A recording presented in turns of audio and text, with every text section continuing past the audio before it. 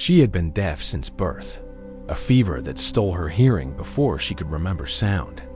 Her mother taught her to read lips before she could read books, and by 12, she could understand anyone who faced her. She never told strangers her secret. She let them think she was just quiet. His name was Daniel, and he worked at the coffee shop near her apartment. He was tall, with kind eyes and a scar that ran from his temple to his jaw. He never looked at her twice. He was always too busy, too tired, too lost in his own thoughts to notice anyone. But she noticed him. Every morning, she sat at the corner table, her back to the wall, watching his lips as he took orders, made drinks, and talked to other customers. She learned his rhythms, his moods, the way he smiled when no one was looking. She fell in love without a word. Then she discovered his secret. After closing, when the shop was empty, he would sit at the counter and talk to himself. He spoke of his father who had died, his mother who had remarried, his scar that had cost him his fiancée. He spoke of being alone. She started staying late. She would hide in the back corner, hidden by a pillar, and read his lips as he poured out his heart. She learned his fears, his dreams, the way he wanted to travel, to write, to find someone who would not flinch at his face. He never knew she was there. He never looked around. He assumed the shop was empty, and he let his guard down. He spoke of wanting a family, of being afraid he would die alone, of the nights he lay awake, wondering if anyone would ever love him. She wanted to step out. She wanted to touch his hand and tell him she was there, but she was afraid.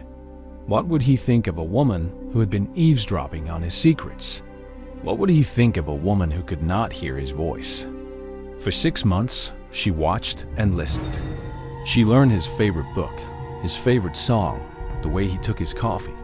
She learned that he was kind, that he left food for strays, that he cried at movies when he thought no one was watching. She loved him more each day. Then, one evening, he turned around. She had been leaning forward, reading his lips, and her movement caught the light.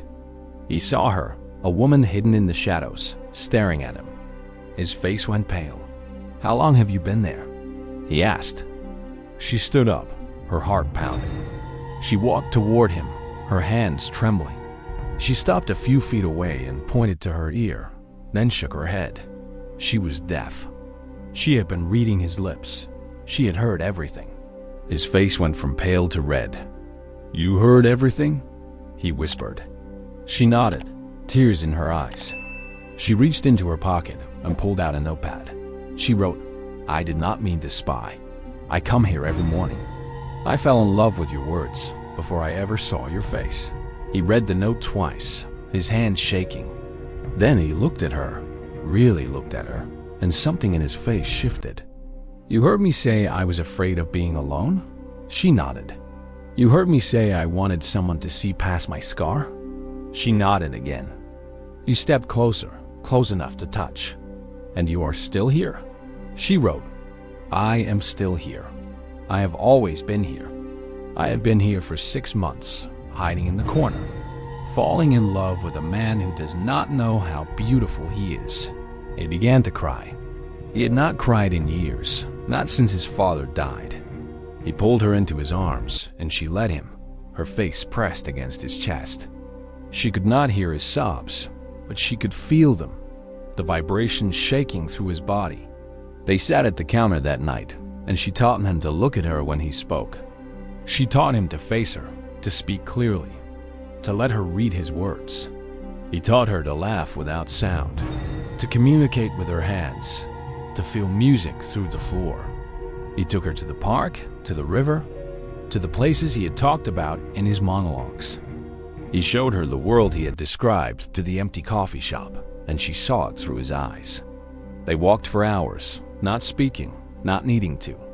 He proposed on the rooftop of her apartment building, under the stars. He faced her, spoke clearly, and held a ring in his trembling hand. "I have spent my whole life talking to myself," he said. "Then I met someone who was actually listening." She took the ring, put it on her finger, and wrote on her notepad, I have been listening to your heart since the first day. I will listen for the rest of my life." He kissed her, and she felt the words against her lips, a language only they understood. They were married in the coffee shop where they had met. The tables were pushed aside, the lights were low, and the guests were the regulars who had watched them fall in love.